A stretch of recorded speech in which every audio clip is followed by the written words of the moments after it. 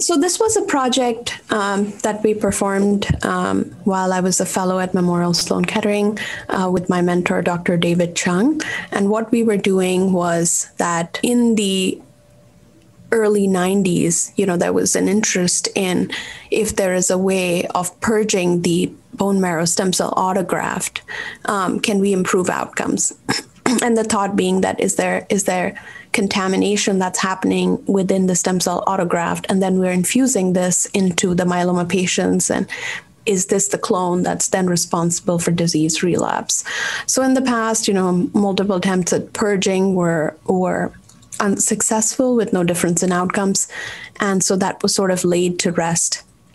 But now, as techniques of checking for even a small amount of disease have improved, and by that I mean minimal residual disease. So as our therapies improve, our ability to check for even small amounts of disease has improved, and now we have next generation flow, next generation sequencing, all of which are able to identify one abnormal myeloma cell in 1 million mononuclear cells.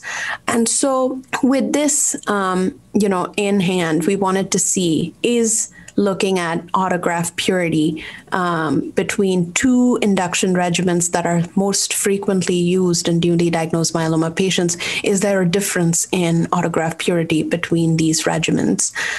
So in the US, Velcade or Bortezomib, Lenalidomide, and Dexamethasone, VRD, has been standard for numerous years based on the SWOG data. And KRD has shown a lot of promise and is being used at several institutions, while recently there was the Endurance study that showed no difference in outcomes in standard-risk patients. It's important to consider that this study did not include high-risk patients, and so we are not aware of the benefit of KRD in high-risk populations per se from that study, cannot be extrapolated. So VRD and KRD continue to be used as regimens that are used in newly diagnosed myeloma patients. So the aim of our study was to look at differences in autograft purity, meaning absence of tumoral contamination with a sensitivity of 10 to the minus 6 using a next generation flow, using a single tube with 10 color flow cytometry that is being performed at Memorial Sloan Kettering. We wanted to see is there any difference, and what we saw was KRD was able to produce cleaner autograft and had a higher proportion of patients achieving a cleaner or a MRD negative graft, both in the bone marrow as well as the stem cell product that we were able to capture from these.